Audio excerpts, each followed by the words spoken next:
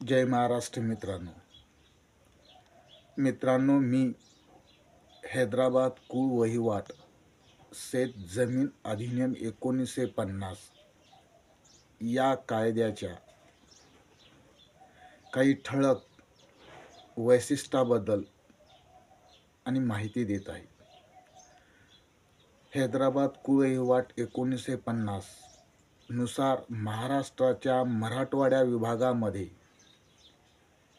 काही जमिनीवर कुळ आहेत आणि आत्तासुद्धा आहेत आणि ते कुळाच्या जातीनं जमीन कसत आहेत. या कायद्याविषयी जर सांगायचं झालं तर काही प्रमुख गोष्टी मी आज आपल्यापुढे ठेवणार आहे. याच्यातली पहिली गोष्ट अशी आहे की कुळ कोणास म्हणतात. लक्षात ठेवा, दुसऱ्याच्या मालकीची जमीन कायदेशीररित्या कसणारा व्यक्ती याला कुळ म्हणतात. मग या कुळाचे 3 प्रकार पडलेले आहेत. पहिला प्रकार आहे संरक्षित कुळ, दुसरा प्रकार आहे सामान्य कुळ आणि तिसरा प्रकार आहे साधं कुळ. संरक्षित कुळ कुणास म्हणतात तर 1944 पासून ते 1950 पर्यंत सतत जमीन हे 6 वर्ष सतत जमीन कसली, ज्या कुळानं कसली त्या कुळाला सुरक्षित कुळ असे म्हणतात. सामान्य कुळ म्हणजे 1950 आणि 57 या दरम्यान लागलेले कुळ मग सामान्य असतील आणि साधे असतील ह्यांना सुद्धा कुळच म्हणतात. पण लक्षात ठेवा, 8 जून 1958 हैदराबाद सुरक्षित कुळाची ही क्रशित दिन आहे आणि अधिसूचित तारीख आहे.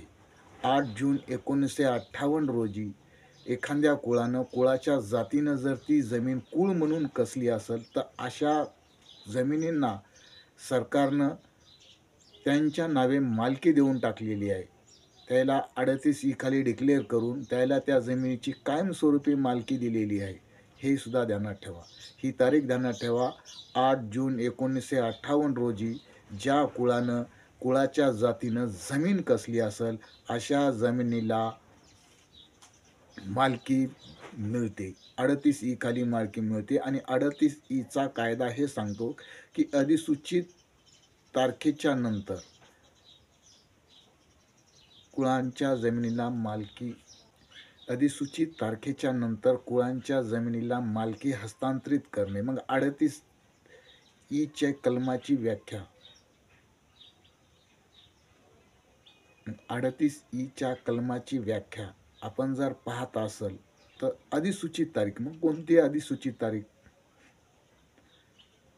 तर ती अधिसूचित तारीख आहे 8 जून 1958.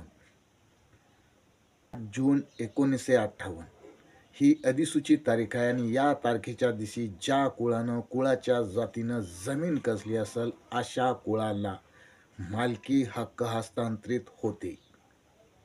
लक्षात ठेवा, 8 जून 1958 ह्या संदर्भात मी सर्व तुम्हाला माहिती दिलेली आहे. 8 जून 1958 रोजी ज्या कुळानं जमीन कसली असेल त्या कुळांना मालकी हक्क मिळते. सर्वप्रथम त्या कुळधारकानं आपल्या तहसीलमध्ये जाऊन 8 जून 1958 रोजी या अधिसूचित तारखेवर मी जमीन कसली असल्यामुळं मी वाहत असलेल्या आणि कुळाला मालकी डिक्लेअर करा असं ॲप्लिकेशन तुम्ही तुमच्या तहसीलमध्ये लावायचं. तहसीलदार याची चौकशी करील आणि चौकशी केल्यानंतर तुम्हाला त्या मालकी हक्क डिक्लेअर करील. त्याच्या अगोदर तुम्हाला 38(4) नुसार तुमच्याकडून त्या जमिनीचे पैसे भरून घेईल. जमिनीची 4 पट रक्कम असते ती तुमच्या जमिनीला जो ठरवलेली आहे ती रक्कम शासनाकडून, ती 4 पट रक्कम जमिनीची भरून घेतल्यानंतर तुमच्या जमिनीला 38(6) प्रमाणपत्र देतात आणि ते प्रमाणपत्र घेऊन 38(6) प्रमाणपत्र देतात. ते प्रमाणपत्र घेऊन तुम्ही तुमच्या तलाट्याकडे जाऊन तुम्ही फेरफार करून संपूर्ण जमीन तुमच्या नावे करून घेऊ शकता. मित्रांनो, या व्हिडिओमधून तुम्हाला हे कळालं असेल की हैदराबाद सुरक्षित कुळ कायद्याखालील जमीन कसत असताना त्या जमिनीला मालकी कशी घ्यायची याबद्दल मी तुम्हाला माहिती दिलेली आहे. कुळाचे प्रकार किती आहेत, कोणती तारीख अधिसूचित आहे, ह्या सर्व गोष्टीचं डिटेल्स मी तुम्हाला आज माहिती दिली.